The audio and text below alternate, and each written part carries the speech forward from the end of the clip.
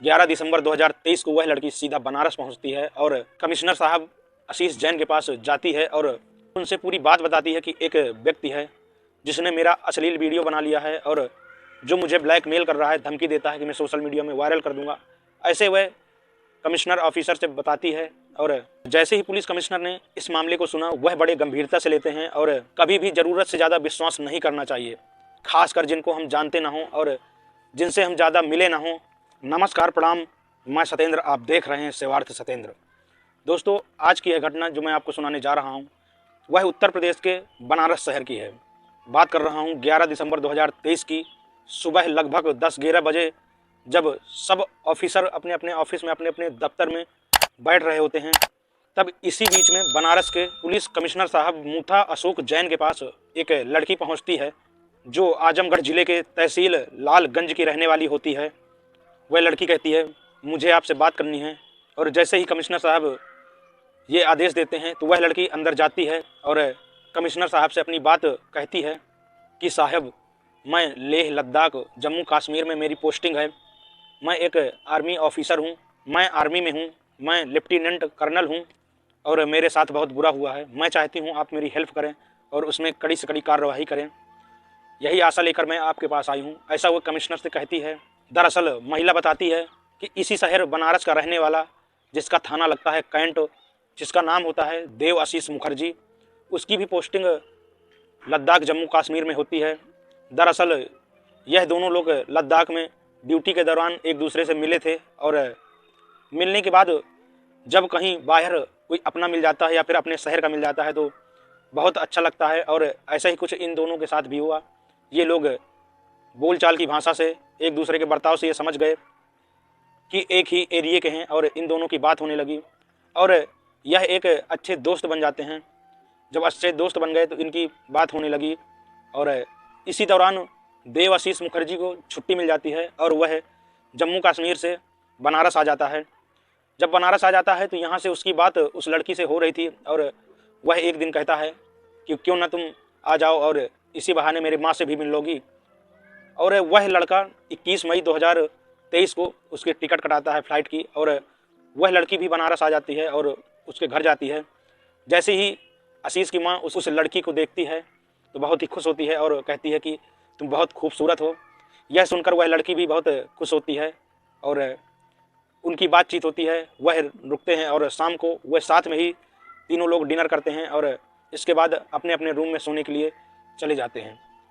इसके बाद जब काफ़ी रात हो जाती है तो देव आशीष की नींद खुलती है और वह किचन में जाता है, कॉफ़ी बनाता है और इसके बाद उस लड़की के रूम में जाता है, दरवाज़ा नॉक करता है। इसके बाद अंदर से दरवाज़ा खुलता है, वो जाता है, बैठ जाता है, कहता कि मुझे नींद नहीं आ रही थी, सोचा कि चल कर थोड़ी देर बातचीत कर लूँ। और वह बातें करने लगते हैं। बातें करते करते ही वह लोग और करीब आ जाते हैं और करीब आने के बाद वह देव आशीष कहता है कि मैं फिजिकल होना चाहता हूँ, लेकिन वह लड़की मना कर देती है और वह मना करती है कि शादी के पहले ऐसा नहीं करते, यह गलत काम है और मैं ऐसा नहीं करूँगी। लेकिन कुछ देर बाद वह लोग एक दूसरे के बहुत करीब आ जाते हैं और वह लोग फिजिकल हो जाते हैं। जब फिजिकल हो जाते हैं इसके बाद सुबह होती है और सुबह होती है तो वह लड़की देव आशीष से शादी के लिए कहती है। जब शादी की बात उसकी माँ के कानों में सुनाई पड़ती है तो उसकी माँ इधर उधर करने लगती है और उसका बर्ताव कुछ अच्छा नहीं था। उसकी माँ कहती है कि शादी का आधा खर्चा तुम्हें उठाना पड़ेगा और 80 लाख का हम फ्लैट देखे हैं, उसको लेना है, जिसका पैसा तुम्हें ही देना पड़ेगा। जब यह बात लड़की सुनती है तो उसको कुछ अच्छा नहीं लगता कि इस ज़माने में तुम्हारी माँ ऐसी दहेज की बात कर रही है और इस तरह की बातें कुछ अच्छी नहीं है। तो देव आशीष कहता है कि ठीक है, माँ पुराने ज़माने की है, इसलिए वो बहकी बहकी बातें कर रही है और तुम टेंशन न लो, ऐसी कोई बात नहीं है, हम लोग शादी करेंगे। और वह दिन में घूमने चले जाते हैं। इसके बाद जब दूसरे दिन वो आते हैं, फिर शाम को खाना खाते हैं और अपने अपने कमरे में सोने के लिए चले जाते हैं। फिर जब देर रात होती है तो वह देव आशीष उस लड़की के रूम में फिर जाता है और उस लड़की से फिर संबंध बनाने की कोशिश करता है तो वह लड़की मना कर देती है। तब वह देव आशीष उसको बहकाई हुई बातें करता है और बातों को बनाने की कोशिश कर रहा था और इसके बाद फिर वह यौन संबंध बनाते हैं जो अप्राकृतिक रूप से गलत था। और यौन संबंध बनाने के बाद वह लड़की कुछ अच्छा नहीं फील कर रही थी और वह जैसे ही सुबह होती है तो फिर वह शादी की चर्चा होती है। इस बीच में इस मैटर को लेकर जो माँ थी और वह बेटा था, उस लड़की से हाथापाई हो जाती है। और वह लड़की जैसे ही फ़ोन उठाती है पुलिस को इन्फॉर्म करने के लिए, सूचना देने के लिए, तो वह देव आशीष सोचता है कि ऐसा होने से गलत हो जाएगा, तो वह अपने घुटने टेक देता है और वह फिर से मान जाता है कि तुम टेंशन न लो, हम शादी करेंगे।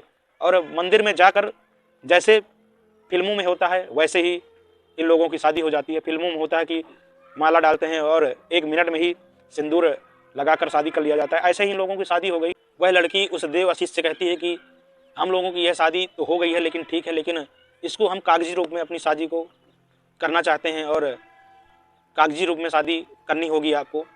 यह बात सुनकर देव आशीष कहता है कि तुम गलत आदमी से पंगा ले रही हो, तुम गलत आदमी से भिड़ रही हो, तुम इसका अंजाम अच्छा नहीं होगा। और वह लड़की से कहता है कि तुम यदि ज़्यादा ही कुछ उड़ने की कोशिश किया यदि, तो मैंने तुम्हारा गलत वीडियो है वो बना लिया हूँ, गंदी गंदी तस्वीर मैंने अपने फ़ोन में खींच ली हैं, तुमने यदि ज़्यादा ही उड़ने की कोशिश किया तो मैं सोशल मीडिया में अपलोड कर दूंगा, जिससे तुम्हारी बेइज्जती होगी और तुम किसी को मुंह दिखाने लायक नहीं बचोगी। जिससे वह लड़की डरती है और इस तरह करके वह देव आशीष उस लड़की को ब्लैकमेल कर रहा था। और एक दिन 11 दिसंबर 2023 को वह लड़की सीधा बनारस पहुंचती है और कमिश्नर साहब आशीष जैन के पास जाती है और उनसे पूरी बात बताती है कि एक व्यक्ति है जिसने मेरा अश्लील वीडियो बना लिया है और जो मुझे ब्लैकमेल कर रहा है, धमकी देता है कि मैं सोशल मीडिया में वायरल कर दूंगा, ऐसे वह कमिश्नर ऑफिसर से बताती है। और जैसे ही पुलिस कमिश्नर ने इस मामले को सुना, वह बड़े गंभीरता से लेते हैं और जो कैंट थाने के एसएचओ होते हैं प्रमोद कुमार पांडे से कहा कि इसकी एफआईआर दर्ज करो और जांच करिए, दोषी को बख्शा नहीं जाएगा, उसको कड़ी से कड़ी सजा मिलेगी, ऐसा कमिश्नर बोलते हैं।